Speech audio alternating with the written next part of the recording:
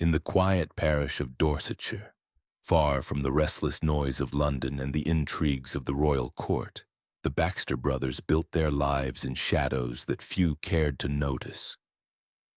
To the villagers they were healers, men who carried the scent of herbs and the solemn dignity of learned physicians. Respected for their steady hands and their willingness to tend to both noble and beggar alike. Under the reign of King Charles II, when plague still whispered through alleys and fevers stole entire families, the presence of the brothers was considered a blessing. They brought tinctures in small glass vials, wrapped wounds in clean linen, and spoke in calm tones that promised relief. Yet within their home, behind the drawn shutters and the overgrown garden, the truth festered. The Baxter home stood at the edge of the parish, a narrow stone house that seemed ordinary by day but changed under nightfall. The garden, though wild, was carefully curated with plants that told two stories: roots and flowers known for their cures, and others known for their poisons. Villagers whispered about the brothers collecting nightshade blossoms under moonlight or burning resinous herbs in their cellar when no illness had been declared in the parish. But whispers were weak currency against gratitude, and the Baxters' reputation remained untouched. To most they were quiet men of learning, devoted to their patients, yet those who lingered near their shuttered windows swore they heard cries that did not sound like fever but like something else entirely. The brothers learned early how to hide cruelty beneath the veil of care. When a fevered boy was brought to them, they claimed to cleanse his blood with poultices, but the mixture burned deeper, twisting his body until delirium overtook him. They watched every movement with cold patience, recording how long he survived the torment as though the child were nothing more than a specimen. When an old woman begged for relief from a festering wound, they pressed heated iron against her flesh, not to seal the injury but to open it further, watching her scream collapse into silence as infection set in. Their faces never betrayed their satisfaction. To the parish, these were the unfortunate failures of medicine. To the brothers, they were lessons carved into flesh. By the late 1660s, the Baxter name traveled beyond Dorsetshire. Nobles passing through on their way to estates further west often stopped to consult them, impressed by their reputation for discretion and results.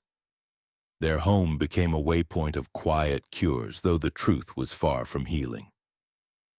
The brothers had built a philosophy that grew darker with each experiment.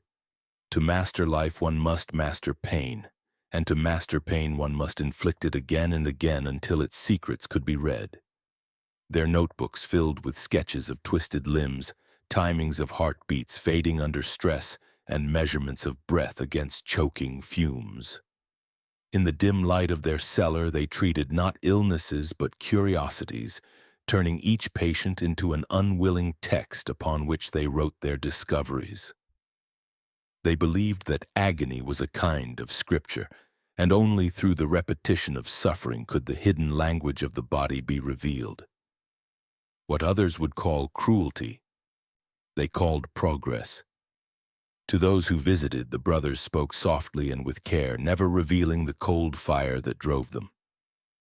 They knew patience was their truest weapon, for evil survived best when it appeared kind. With each passing year, they learned to feed their hunger in smaller, quieter ways, careful never to draw notice, careful never to leave behind evidence that could not be explained as failure or misfortune. And so the parish that thought it sheltered kind physicians had in truth given sanctuary to something else. Two brothers whose devotion to their work was nothing more than devotion to cruelty itself. Their madness was not wild but deliberate, not loud but calm, and it grew stronger with every silent hour in which their victims suffered.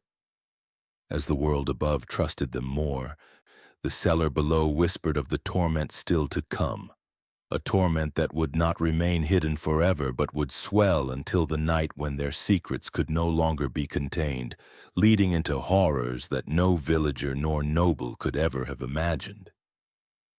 In London, the name of the Baxter brothers carried an echo that belied the silence of their parish home. Their journeys into the city began modestly, summoned for consultations with minor lords whose ailments demanded discretion.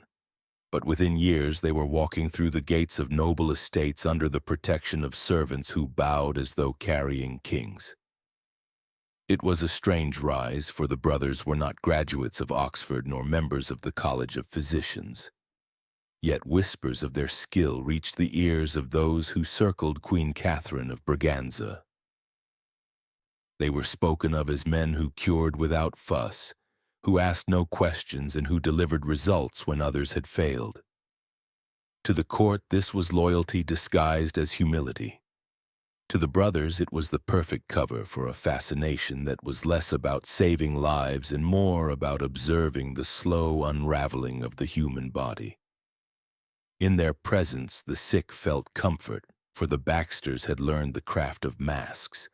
They spoke with soft assurance, their hands clean and careful, their eyes lowered in respect. But behind those gestures lay something that was neither mercy nor pity. Each noble who entered their care became another canvas for their hidden studies. A lord suffering from an infected leg was not merely treated. He was subjected to ointments laced with corrosive powders that ate into flesh, while the brothers charted the progression of tissue decay. They praised the noble for his bravery as he wept in silence, recording how long the man endured before his nerves collapsed into numbness. A lady afflicted by what the court called a weakness of the lungs was fed tinctures that constricted her chest until she gasped for air, while the brothers measured the intervals between her desperate breaths. She died not in violent agony, but in what seemed a natural decline, her family thanking the Baxters for easing her passing. Yet in their notebooks, the brothers wrote with satisfaction about how the lungs yielded to invisible hands when pressed by the right poisons. Their methods were never reckless. They were deliberate, unfolding with the patience of men who understood that too much cruelty revealed itself. But cruelty made to look like fate remained hidden forever. When a child of a wealthy household failed to recover from a fever, it was explained as God's will, not the Baxters' carefully chosen concoctions that had driven the fever into a fatal burn. When an elderly baron lingered too long with a wound, his decline was written as age, not as the brothers' habit of salting his bandages until each dressing was a punishment rather than a cure. Their victims never cried out in ways that reached the ears of others, for their pain was always mistaken for the symptoms of their sickness, never the hands of the men trusted to save them. What disturbed most was not only what the brothers inflicted, but the calm precision with which they recorded it. They treated their ledgers as scripture, each entry a litany of suffering made orderly by time, weight, and measure. The deaths they delivered were not accidents, but controlled outcomes calculated as though the human body were nothing more than a clock to be dismantled piece by piece. They never saw faces, only mechanisms. Eyes were lenses, lungs were bellows, nerves were strings that could be plucked until silence. In this way, their reputation thrived in the light while their true purpose thrived in the dark. The more the nobility admired their skill, the more victims they acquired, hidden beneath layers of respectability. For the Baxters, the admiration of Queen Catherine's physicians was not a crown of honor, but a shield that allowed them to act without suspicion. They studied each victim with a hunger that no cure could satisfy, seeking not to heal but to perfect their philosophy of pain. In their minds, they were not monsters but pioneers, men destined to write knowledge into history by carving it into flesh. They were convinced that what they did was a necessary cruelty, a sacrifice of the few for the revelation of truths that others were too weak to uncover. And so their faces remained innocent, their voices calm, while within them a darkness grew stronger, feeding on silence, preparing for acts that would no longer be hidden in chance but orchestrated as ritual. In the cellar beneath the Baxter home, a new order of cruelty began to take form. one not born of frenzy but of deliberate thought. Here, in the dim light of tallow candles, they crafted an altar not of faith but of science bent into ritual. The walls dripped with damp and the air reeked of tinctures, herbs and metals, yet the brothers felt no unease in that place.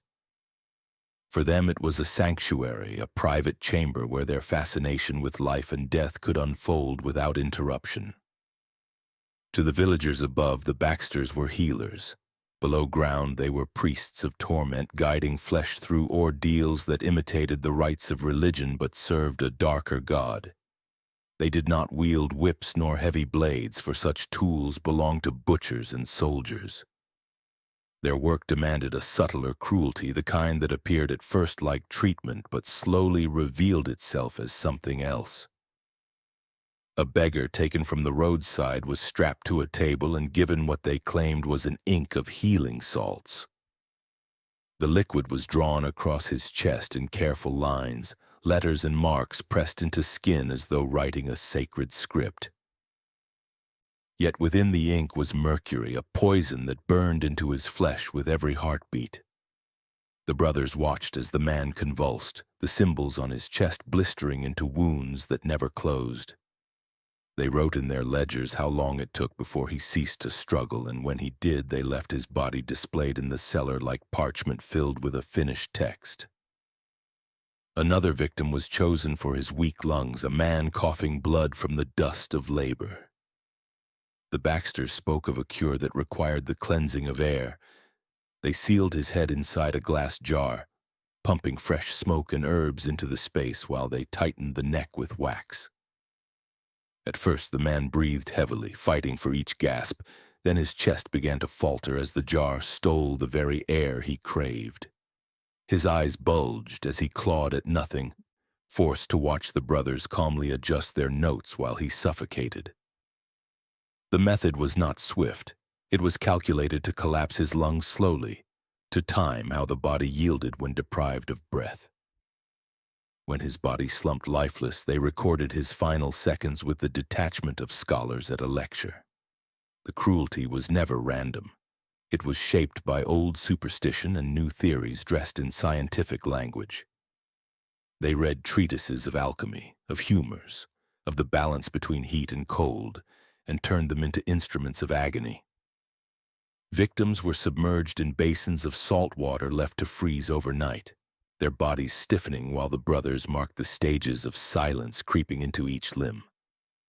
Others were forced to swallow concoctions of resin that hardened in the throat, choking them from within as though cursed by invisible hands. Each death was not only an end but a lesson, each scream another verse in the scripture they believed they were writing. To the brothers, the cellar had become a chapel. The tables were altars, the tools were relics, the cries were hymns. In their minds, they were not killers but custodians of truth, chosen to reveal what others dared not look upon. Their evil was clothed in innocence above ground, where they still tended wounds and dispensed herbs with kindness. But below it grew into a system of ritualized torment that devoured the poor, the forgotten, and the voiceless. What they practiced was not healing but sacrifice, and each victim left behind no grave, only the pages of their notes and the echoes of suffering that clung to the stone walls. And yet the brothers felt no guilt, for the cellar had taught them that cruelty hidden within order could live forever. With each body that failed under their hand, they grew more certain that what they were building was not madness but destiny. A path that would one day demand greater victims, victims whose deaths would matter beyond the parish. The anatomy of ritual had only begun, and the silence above would not hold it for long. The disappearances began so quietly that few in the parish marked them at first. A pauper who begged near the church vanished after seeking bread. An orphan who slept beneath the market stalls was seen entering the Baxter home and never again returned. These were lives with no anchor, faces no one claimed, souls no one prayed for. To the village, their loss was misfortune. To the parish record, it was silence. But to the Baxter brothers it was opportunity. Their stone house at the edge of town grew into a vault, not of healing, but of screams muffled by stone walls, where the forgotten were transformed into offerings for a darker pursuit. The brothers invited these nameless souls in under pretense of food, shelter, or medicine. Once inside, their fates were sealed with a calm efficiency that revealed how much of the brothers' cruelty depended on routine. To drain a body of blood was not for pleasure, but for measurement. They strapped a pauper to a board tilted upright, slicing veins not to kill outright, but to let life ebb slowly into glass vessels. They charted the rhythm of the heart as color faded from the man's skin, recording how the eyes glazed in intervals.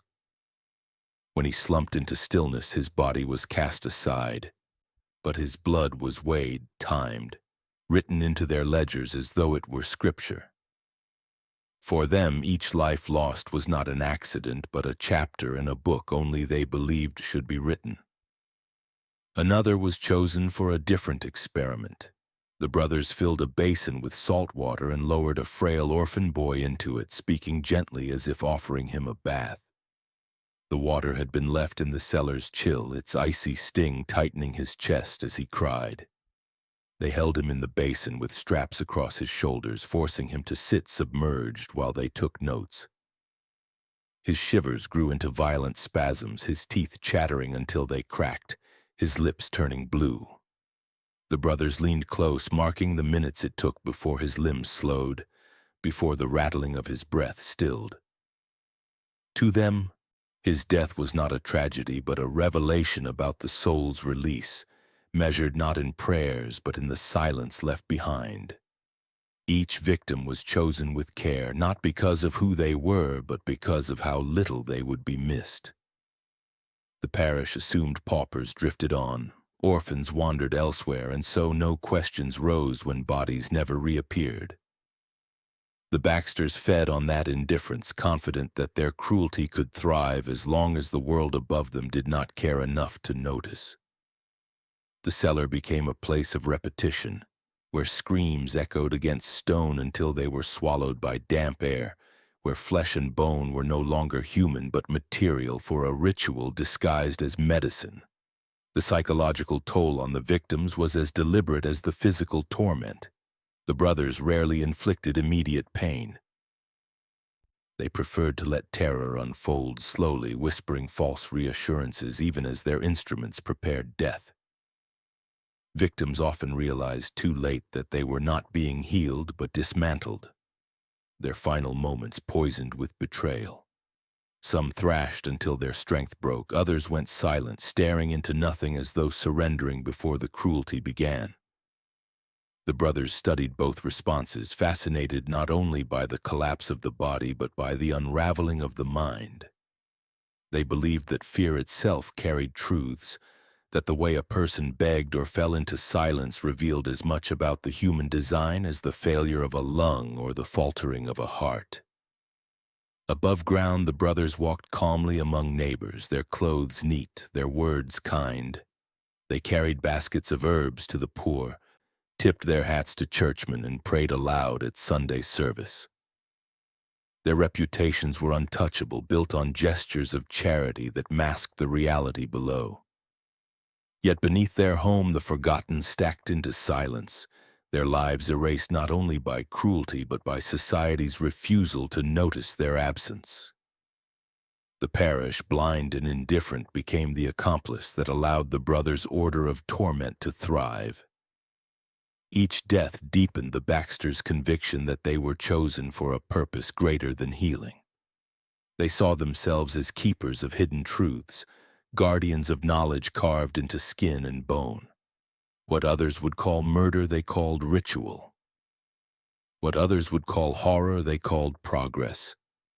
And as the bodies multiplied in the shadows, so too did their certainty that the cellar was no longer enough, that their work was destined to touch lives beyond paupers and orphans, to claim victims whose absence could not be ignored.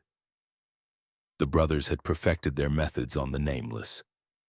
Soon, they would turn their eyes to the world that had begun to trust them too deeply. The night the nobleman arrived, the air in Dorsetshire carried the weight of storm clouds that had not yet broken. His carriage wheels cut deep into the mud, lanterns glowing faintly against the dark as he made his way to the Baxter house. He was not a great figure in the eyes of London, but his bloodline connected him to the court of James, Duke of York, and his name carried enough weight that the brothers welcomed him with a rare warmth. To the villagers it looked like an honor bestowed upon the parish, for to host such a guest was a mark of trust. Yet behind the closed shutters of the Baxter home, the nobleman's fate was sealed long before he set foot across the threshold. He had come complaining of weakness in his limbs, a trembling that no court physician could cure. The brothers listened with kind eyes and lowered voices, offering him a bed, a warm meal, and their promise of discretion. He believed himself fortunate to be treated away from the eyes of London, where sickness was often confused with shame.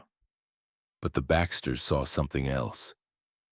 Here was a man whose flesh was tied to power, whose body carried not only blood but a history that could be carved open and studied like sacred text. For years they had honed their cruelty on paupers and orphans, but this night they turned their attention to a man whose absence could stir whispers far beyond their parish. It was a risk they welcomed, for ritual required escalation.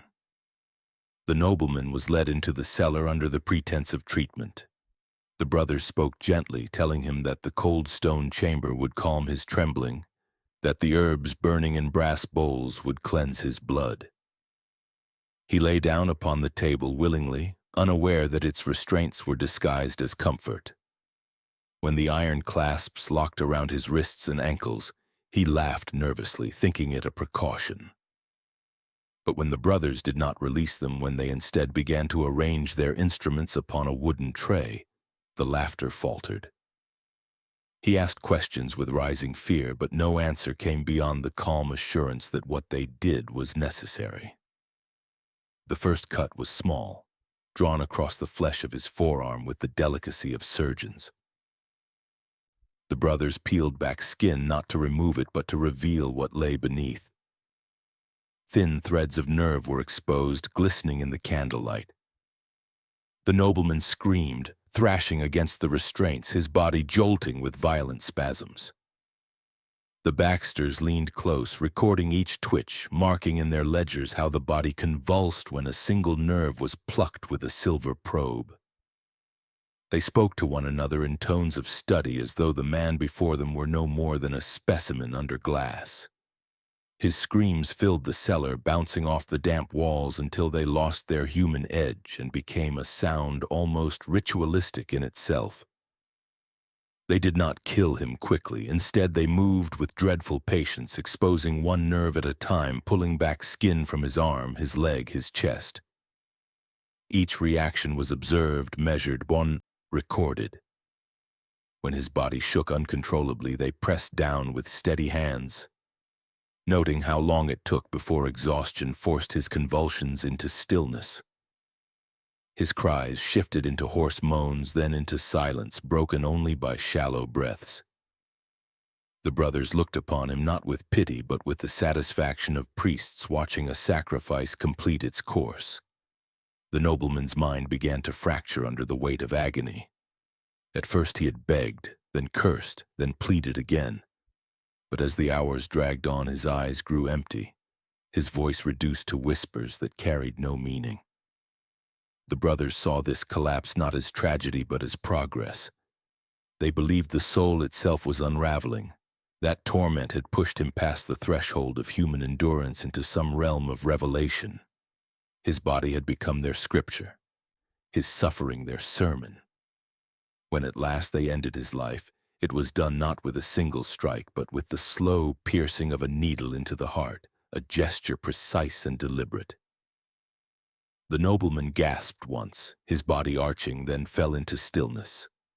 The brothers cleaned their instruments as calmly as if they had finished supper, while his corpse lay stretched across the table, carved and mutilated, yet arranged with almost artistic care. They did not bury him in haste, For days his body remained in the cellar, studied, measured, each wound compared to their notes until they believed they had drawn all knowledge possible from his suffering. Only then was he disposed of, his remains scattered where no trace could be followed back. Above ground, the Baxters moved with the same calm innocence as always, tending to patients, speaking with neighbors and bowing their heads in church. Yet beneath the soil of their home, a nobleman tied to the court of the Duke of York had been taken apart nerve by nerve, his agony converted into lines of ink and knowledge only they valued. It was a ritual not of madness but of order, a cruelty masked as study, a method that left no witnesses but forever altered the depth of their devotion to torment. The brothers had crossed a boundary, and with each act that followed they would no longer be content with nameless victims. Their hunger had grown, and in that hunger lay the promise of horrors yet to come. The Baxter brothers' cruelty entered a new stage when they became convinced that death was not complete unless it was seen by the one who endured it. Pain alone, they believed, was only half a revelation. True understanding came when the victim was forced to look upon their own undoing, to watch the body collapse and the face surrender to its end. To capture this vision, they polished great sheets of copper into mirrors, hung them in the cellar like holy icons, and placed their captives before them. The reflections filled the chamber, doubling the shadows, making each scream bounce not only in sound but in sight. In that room, no victim suffered alone. They suffered in the company of their own image, their own eyes reflecting terror back at them, until the brothers declared the ritual complete. The first to be tested in this new rite was a vagrant taken from the roadside. He was strapped upright to a wooden frame, wrists bound tightly, ankles fixed in iron clamps. Before him stood the mirror, tall and flawless, its polished surface catching the flicker of candle flames. At first he struggled against his bonds, but when the brothers approached with a ladle of oil simmering over a brazier, his movements grew frantic. They let the oil drip onto his skin, each drop hissing as it seared. His flesh blistered, smoke rising in thin streams, and his screams filled the chamber. Yet what broke him was not the pain itself, but the sight of his own mouth gaping wide, his eyes rolling in panic, his face twisted into a mask he could not escape. The brothers stood to the side, quills in hand, noting how long his eyes remained open before he shut them tight, as if hoping blindness could shield him. They wrote with satisfaction that he lasted fewer minutes than they expected, that the reflection consumed his will before the fire consumed his body. Another followed soon after, a young woman with no family to claim her.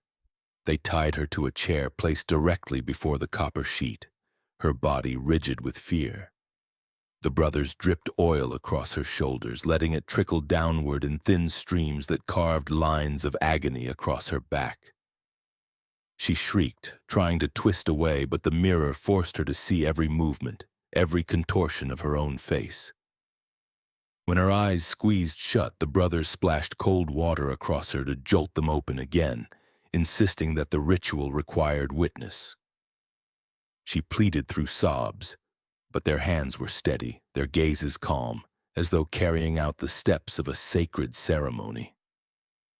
Eventually her cries weakened, her reflection staring back with hollow eyes that no longer blinked. Her body slumped forward, burned and broken. But her last moments had been stolen by the unbearable knowledge of watching herself die. The ritual of mirrors was not only about recording time, but about breaking the soul. The brothers believed that when a person saw their death approaching, their spirit was stripped bare, and in that nakedness truths were revealed. Some cursed themselves, others prayed, and some descended into wordless madness. Each reaction was noted, every blink and breath tallied in the ledgers that had grown thick with the suffering of others. The Baxters found that the reflection magnified fear beyond any blade, for it forced the victim to become both subject and witness, sinner and judge. What the world would call torture, they called illumination. Yet it was not only the victims who were changed. The brothers themselves grew more enthralled by the mirror's power. They began to see their own reflections during the rituals, watching their faces remain composed as others fell apart. It became proof to them that they were chosen, immune to fear, born to oversee suffering rather than endure it. Their reflections reassured them, strengthening the belief that their cruelty was a kind of destiny. The cellar had transformed from a place of hidden torment into a hall of ritual, where death was no longer only inflicted but displayed, mirrored, made eternal in the gaze of its victim. By the time the bodies were cleared away, the stone floor stained, the Baxters had convinced themselves that no experiment could match the mirror's revelation. To them, the face of the dying was the true scripture, each twitch and tear a line in the sacred text of pain. They had built not only a method of killing, but a philosophy of reflection, a belief that no life ended in silence if the victim was forced to watch their own ruin. And with that certainty, they prepared for greater trials, greater victims, for the mirror had shown them that torment, when doubled by its image, could never be forgotten. Beneath the Baxter home, below the cellar where their experiments had already blurred the line between medicine and cruelty, the brothers built something darker still. It was not enough to cut, to burn, to suffocate. Pain alone had become too small for their hunger. What they craved now was ceremony, an order that elevated their torment into something eternal. With patient hands and quiet labor, they transformed a forgotten crypt beneath the foundation into a hidden chapel, a place where cruelty would no longer be experiment but liturgy. The walls were lined with crude wooden beams draped with dark cloth that absorbed candlelight. The air was damp and thick, as though heavy with prayers long abandoned. Yet the Baxters prayed there often, not to God, not to saints, but to symmetry itself, to the perfection of suffering arranged like scripture in flesh. The victims chosen for the chapel were not discarded in heaps or buried in shallow earth as before. Their bodies were displayed, posed with meticulous care, each one forced into the likeness of saints and martyrs, but twisted into grotesque parodies. A young woman was stretched across a wooden frame in the shape of a crucifix, her tongue nailed flat against the wood so that silence became her eternal posture. A man was seated upright upon a chair with his eyes sewn open, candle wax dripping down his face so that he stared forever with an expression of forced vigilance. Others were bent and broken into kneeling positions, their hands clasped by wire to resemble prayer, though their fingers had been shattered to fit the shape. The Baxters saw in these arrangements not death, but icons, relics that sanctified the chapel with their suffering. Each killing was prepared like a ritual. Victims were not slaughtered in haste, but guided step by step into their final form. A boy taken from the parish orphanage was forced to kneel for hours before the altar until his legs collapsed beneath him. When he no longer had strength to rise, the brothers bound him in that position, driving nails through his calves to keep him fixed. They lit candles around his bowed head, whispering that he now resembled a saint in eternal devotion. His body remained there until decay consumed it. But in the brothers' eyes, he had achieved a kind of perfection. Another victim, a traveling beggar, was suspended upside down, blood drained from his body in steady drops that fell into a basin beneath. The brothers called it an offering, recording the rhythm of each drop as though it were a psalm. The chapel became a gallery of torment, its walls lined with grotesque figures posed in imitation of sacred art. The brothers believed that each body was a sermon, each wound a verse, each scream a hymn swallowed by the stone. They spoke softly as they worked, their voices never rising, their hands never trembling. They told themselves that they were priests of truth, carrying out ceremonies the world above would never understand. And yet their calmness was the most terrifying thing of all. for it revealed how their cruelty was not a storm of madness, but a deliberate construction, a theology of suffering designed to endure. The psychological toll on their victims was as carefully cultivated as their physical torment. They were forced to see the chapel before they joined it, marched past the twisted figures lit by candles, made to recognize what awaited them. Some screamed until their voices broke, others prayed desperately, but the sight of those already displayed shattered whatever hope remained.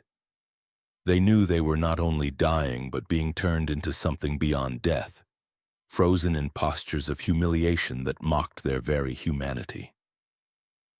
For many, the anticipation was more destructive than the pain itself, the mind unraveling before the body was touched. The brothers studied this collapse with fascination, noting how terror worked more efficiently than any knife. Above ground, the Baxters remained physicians, their reputations intact, their voices trusted. They sat in church while hymns were sung, their hands folded as though in prayer. Yet beneath their home they had built their own sanctuary where hymns were replaced with screams and prayers, with rituals of mutilation. They were not madmen in rags howling in the dark. They were quiet men in clean clothes who returned from the chapel with steady hands, carrying the weight of their ceremonies in silence. In their eyes, the world above was blind, and blindness was permission. By the time the chapel was complete, the brothers no longer spoke of healing at all. They had become keepers of a new faith, one where the human body was the altar, pain the incense, and silence the final prayer. What they had built beneath their home was not only a chamber of death but a temple of cruelty, a place where their devotion could flourish in symmetry and ritual. And though no villager suspected, though no noble dared imagine, the chapel's shadows were spreading. The brothers had created not just a place of torment but a doctrine, one that demanded more lives, more ceremonies, more saints of suffering carved from unwilling flesh. The storm came without warning, rolling in from the coast with a fury that turned the sky black and sent the parish scurrying indoors. Lightning lit the fields in violent flashes, thunder shook the stones of the church, and rain poured in sheets that swallowed the streets. But in the Baxter house, the storm was not fear. It was signal. For years they had rehearsed, prepared, written their scriptures of torment in flesh and bone. Now, with 10 captives still living in their grasp, they chose a single night to end them all, every life extinguished in unison, every death folded into a ceremony of symmetry. Above, the storm raged. Below, the ritual began. The prisoners were led from their cells in silence, their faces hollow with despair, their bodies weakened by weeks of starvation and wounds. Each was bound to a device prepared long before, every contraption designed with one purpose, to ensure that no matter the method, each heart would falter within the same hour. The brothers had measured, calculated, rehearsed every detail. This was not murder born of impulse. It was orchestration, a symphony of cruelty conducted with precision. One victim was placed beneath a pendulum weighted with stone, the rope drawn tight around his throat. With each swing of the weight, the cord pulled harder, closing his windpipe a fraction at a time. He kicked against the restraints, gasping, his eyes bulging as the pendulum's rhythm stole the air from his lungs. The brothers stood close, noting the time of each desperate convulsion, their faces serene as though listening to music. Another was lowered into a trough of water, but the drowning did not come at once. A candle was placed above, its wax melting drip by drip onto a cord that bound a mechanism. When the last drop fell, the weight released, and the man was pushed beneath the surface, thrashing as his lungs filled. The Baxters had calculated the candle's burn to the minute, ensuring his end would align with the others. His terror was not in the water itself, but in watching the flame shrink, knowing his life was measured by its light. A woman was chosen for the most delicate of deaths. She was bound upright, her chest exposed, her heart beating visibly beneath the skin. The brothers held icicles brought from storage, sharpened into fragile spikes. With calm precision, they drove one into her torso, the frozen shaft piercing organ and flesh. There was no blade to find, no steel to trace. As the ice melted, her blood ran cold, her body shivering as life drained away without wound or weapon left behind. She gasped in confusion, staring at the brothers with wide eyes as though begging them to explain her unraveling. They wrote in their ledgers the exact moment her heart ceased to beat. Elsewhere in the chamber, others suffered in ways equally calculated. One was fed fumes from burning herbs until his lungs collapsed. Another was suspended by hooks until blood loss overtook him. A boy was forced to inhale dust ground from bone until his breathing faltered into silence. Every death was timed, every scream arranged so that the final moments aligned. The storm above struck with thunder as though echoing the screams below until the entire house seemed alive with sound, rain against roof, thunder in sky, agony in stone. The victims knew what was happening. They saw others perish beside them, felt the rhythm of deaths around them, understood they were not dying alone but as part of some pact they could not escape. Terror consumed them not only because of their own fate but because they recognized its order, its inevitability. Their minds broke in those final minutes not simply from pain but from the realization that their deaths had been rehearsed, that they were pieces in a ritual written long before they were chosen.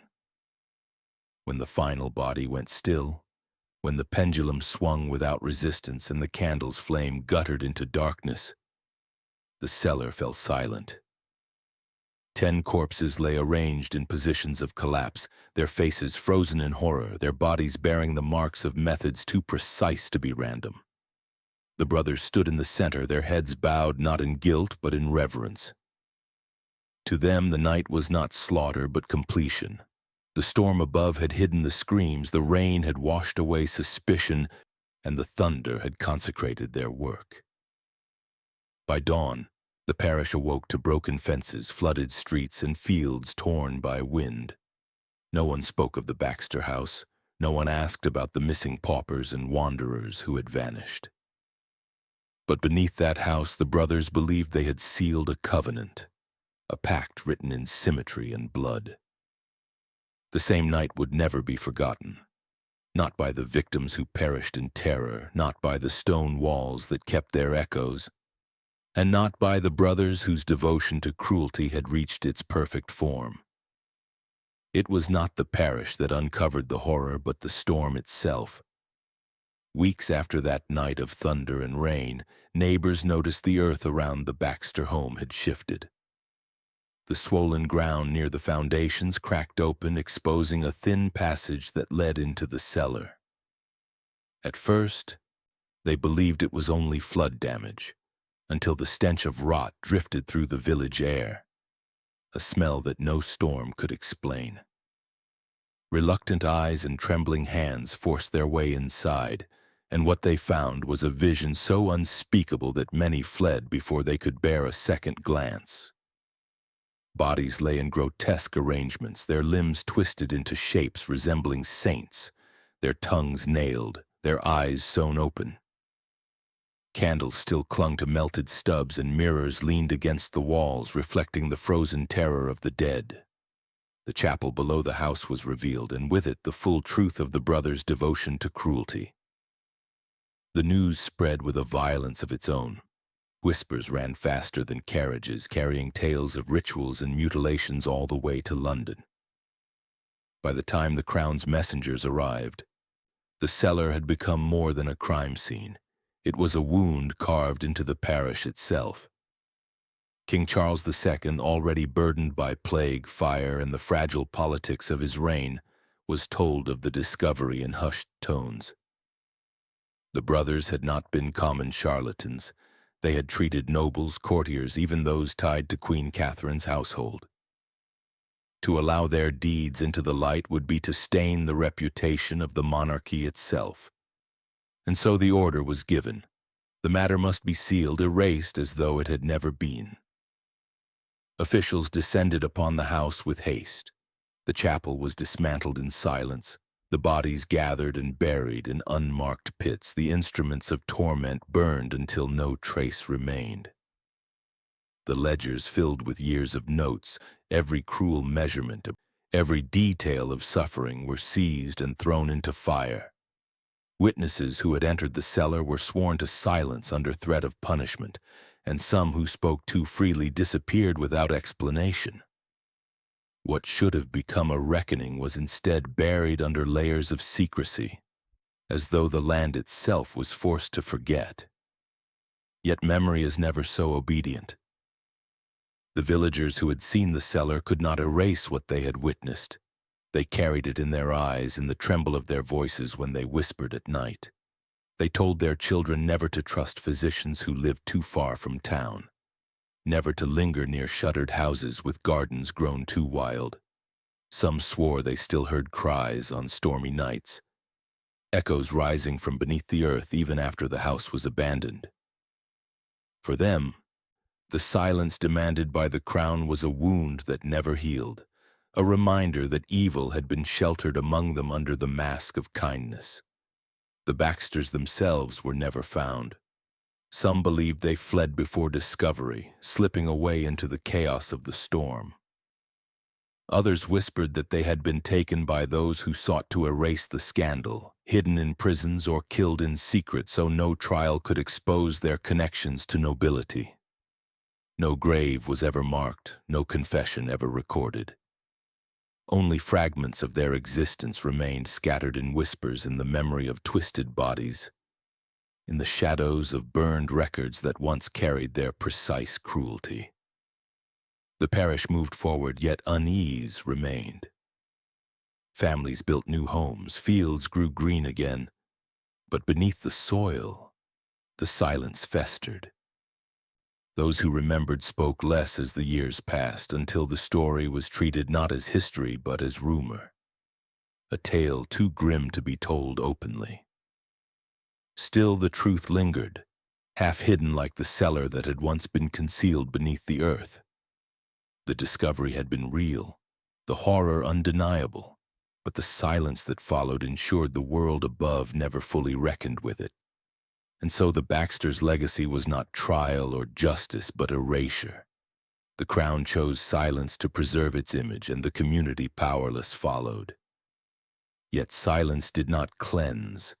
It only buried the wound deeper. In the end, the cellar of the Baxter brothers became more than a place. It became a reminder of how cruelty thrives when it wears the mask of respectability, and how easily the world chooses to look away when the truth is too devastating to bear. The horror of the Baxter brothers was sealed away, but silence is never as final as those in power wish it to be. In the years that followed, the crown worked to erase their memory, yet fragments of their crimes leaked into rumor, finding shape in laws that appeared without context. New rules arose demanding that surgeons keep records of the dead they treated, that burials be witnessed and signed by trusted eyes, that bodies not vanish into the hands of men who worked behind shutters and locked doors. These laws were written not with open confession but with quiet urgency, as though shaped by some unspoken terror the public was never allowed to see. Behind each regulation lay the ghost of the cellar, the memory of bodies arranged like saints and deaths disguised as medicine. For the villagers, the scars were not written in laws but in silence passed between generations. Families taught their children never to trust kindness that arrived without explanation, never to enter the homes of men who spoke too softly, never to believe that education alone guaranteed virtue. The memory of the Baxters' chapel below the earth lived in whispers carried like a secret curse. Parents warned their children of healers who demanded too much trust, of strangers who promised cures in the night. Though the names of the brothers faded, the fear of what they had done lingered, shaping how the community looked at every physician who came after. Even the most innocent face could not entirely escape the suspicion born from what the parish had once sheltered. In London, physicians who had once admired the Baxters' discretion found themselves under quiet suspicion. The College of Physicians began stricter oversight of apprentices, demanding oaths and records. Rumors of vanished paupers and orphans reached ears that could no longer ignore them. Yet the full story never entered the chronicles of history. No pamphlets were printed, no ballads sung. The scandal was too close to the nobility, too entangled with the families who had once trusted the brothers. Instead, the legacy was built not in story but in shadow, laws without explanation, silence without acknowledgement, rules that hinted at a horror never spoken aloud. The cruelty of the Baxters revealed itself most clearly not in the acts themselves but in the ease with which they had hidden behind innocence. They were not raving lunatics nor blood-soaked butchers. They were polite, clean, devoted men who smiled at neighbors and bowed in church. Their evil thrived because it looked ordinary. It flourished because society wished to believe that cruelty must look monstrous to exist. When paupers vanished, the parish did not ask questions. When nobles died under their care, families accepted their explanations. It was not only the brothers who killed, but a world that averted its eyes, unwilling to confront what might be hiding behind a healer's hands. The psychological toll of their legacy fell not only on those who had suffered directly, but on the very idea of trust itself. The brothers had transformed healing into torment, care into ceremony, medicine into ritual. Their cruelty had been methodical, designed to turn every death into data, every scream into scripture. Even long after their disappearance, the echo of that philosophy haunted the edges of society. Every unexplained death, every sudden silence in a parish lane, every rumor of a physician who worked too quietly carried with it the shadow of the Baxters. People feared not only cruelty but its disguise, the mask of kindness that concealed a methodical hunger. And so the hidden chapel, though dismantled, lived on in memory. It stood as a reminder of how easily evil can take root when the world refuses to look closely. How cruelty can shape itself into ritual and survive beneath the mask of innocence. The laws that followed may have sought to protect the living and honor the dead, but they were also a confession that such evil had already existed, that it had already thrived, and that silence had allowed it to grow stronger. The story ends not with justice, but with a question. If cruelty can hide in the face of physicians, in the words of healers, in the trust of neighbors, then how many others might walk unnoticed, their work disguised until silence grants them space to thrive again? Could it happen once more in some quiet parish, in some forgotten cellar, behind the closed shutters of a house that looks no different from the rest? The answer lingers not in history books, but in the unease carried forward, a reminder that evil does not roar. It whispers, it waits, it hides behind innocence until the world looks away.